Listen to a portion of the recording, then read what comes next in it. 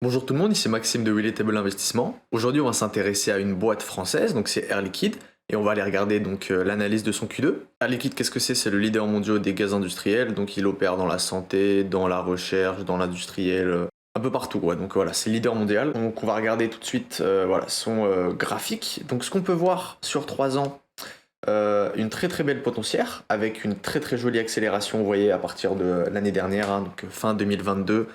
Vous avez vu que toutes les entreprises à peu près ont commencé à déperformer très très fort. Vous avez vu la chute très rapide qu'il y a eu au Covid et ensuite la reprise forte. Vous avez vu qu'en 2022, ça a été une chute assez lente. Hein. Vous avez vu de juin jusqu'à octobre, donc une chute assez lente qui pourtant a été très très forte. Hein. Vous voyez, bon, moins 5%, donc c'est pas énorme étant donné que c'est sur Air Liquide et qu'Air Liquide c'est une boîte qui est vraiment assez solide. Hein.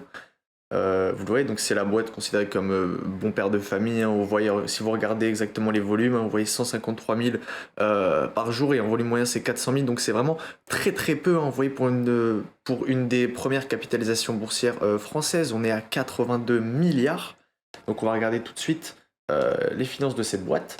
Donc en vue d'ensemble, voilà, 82 milliards, un rendement du dividende à 1,86 et un PER à 30. Donc évidemment pour ce genre de boîtes possédant un avantage comparatif, le PER ne peut pas se distinguer d'autres. Donc ça serait bien par contre de regarder exactement il a été de combien à peu près par année. Vous voyez que en moyenne, on a un ratio court-bénéfice, voilà, il se situe entre 22-23.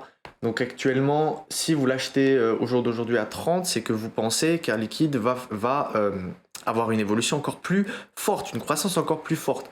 Étant donné que valoriser à plus de 30 fois ses bénéfices, c'est beaucoup, et on l'a vu avec Microsoft par exemple il y a quelques jours, même si vous avez une augmentation de votre chiffre d'affaires, même si votre chiffre d'affaires est en nette augmentation, mais que c'est très très peu, vous pouvez perdre énormément. Hein. Microsoft, elle a perdu 20 pips, je crois, hier sur une toute petite donnée, hein, alors que pourtant son chiffre d'affaires était croissant. Je vous ai fait une vidéo d'ailleurs sur Microsoft. Donc on a un EPS basique par action qui est à 5. Voilà, donc on va regarder tout de suite comment l'entreprise se débrouille. Donc on va regarder voilà, revenu total et revenu net. On a un revenu total par année qui ne fait que de croître. À un moment, il était assez stable, mais vous avez vu que, comme à peu près toutes les entreprises, 2021-2022, on est sur une surperformation. Voilà, donc on va regarder son revenu total avec son cash flow. Voilà, donc vous avez un revenu qui est totalement lissé, hein, c'est totalement linéaire. Hein. On va regarder ça avec le cash lié aux activités d'exploitation. Donc vous voyez un cash lié aux activités d'exploitation complètement linéaire.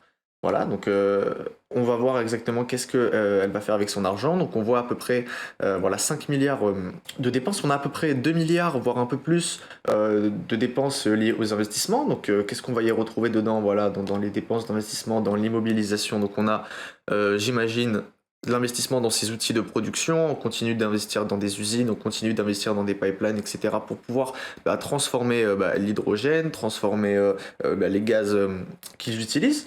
Voilà, donc on a assez peu, hein, vous voyez, assez peu de ventes.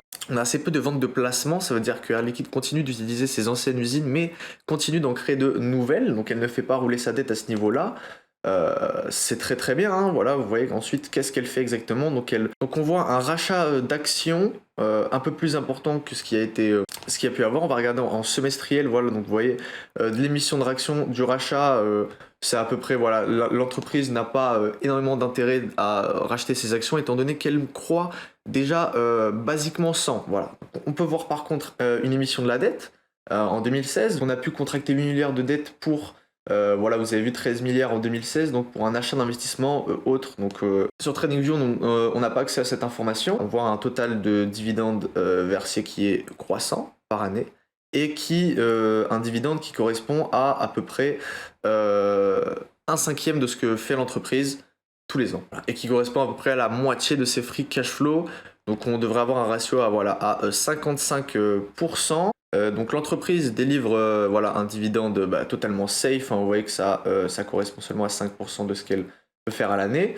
On va regarder tout de suite donc qu'est-ce qu'elle a dans ses liquidités. Donc on a une liquidité qui stagne à peu près, hein, voilà, pas énormément. On a vu qu'elle a dû en utiliser pour continuer de faire des dépenses d'investissement. Un total de créances qui augmente, donc ça c'est à peu près normal, hein. Vous voyez qu'il a pas mal baissé, mais ensuite là il commence à remonter étant donné une surperformance de l'entreprise. Un inventaire total qui augmente avec surtout en produits finis. Voilà, une dette totale à 13 milliards, mais on voit que ça fait quelques années qu'elle continue à la diminuer. Voilà, vous voyez qu'elle elle diminue pas mal. Bon, si on regarde en ratio de couvrement, on est à 1/13, donc c'est vraiment très très peu. On va regarder tout de suite son EBITDA.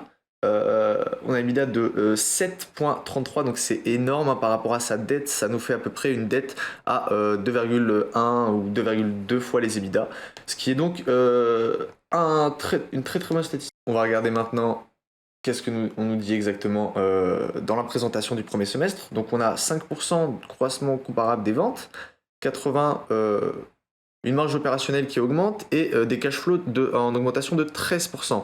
Et vous voyez, investissement en cours, 3,5 milliards, donc ça c'est ce que je vous parlais, elle continue d'investir. Donc on a un prix qui a augmenté au niveau du gaz dans l'industrie, étant donné des marges opérationnelles qui ont augmenté. Donc là, on va pouvoir voir exactement ce que propose le management pour le futur. Donc on a de démarrage de 2003 à 2025 un renforcement de position de leader dans l'électronique en Asie.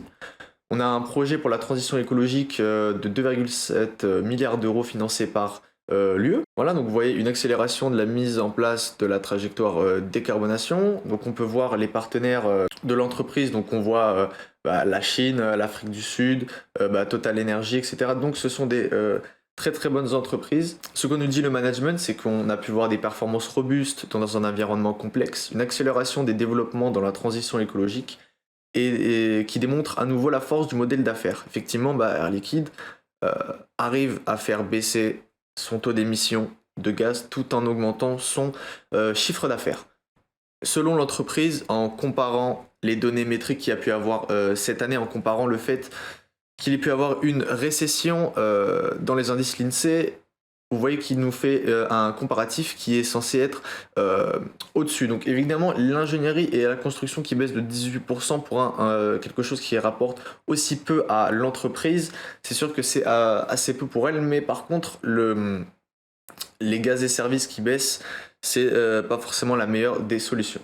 Ce qu'on a pu voir, c'est que ces petites sources de revenus sont très très peu impactantes sur le total du groupe, mais ce qu'on peut voir, c'est que le gaz et services qui a baissé n'est pas une bonne donnée métrique, hein, pour les investisseurs. Vous pouvez le savoir. Après, bien sûr, le gaz avait explosé, donc c'est pour ça qu'en données comparatives, vous avez un plus 5,3%, étant donné une inflation des prix du gaz qui a pu avoir de mai 2022 jusqu'à maintenant. Donc forcément, c'est une augmentation qu'il faut prendre avec des pincettes et qu'il faudrait remettre dans un contexte. Si on regarde dans l'industrie marchand et les santé moteurs, on a une augmentation sur à peu près sur tous les continents, avec une croissance par activité liée surtout au gaz et à la santé. La plus grosse croissance qu'on ait pu voir a été dans l'industrie marchand, avec voilà, vous voyez un effet prix soutenu à un niveau élevé, avec des volumes positifs, donc toujours aussi haut. Vous voyez quand même un décressement, mais par rapport à ce qu'on a pu avoir sur toute l'année, sur l'année 2022 et sur cette année, donc on a toujours des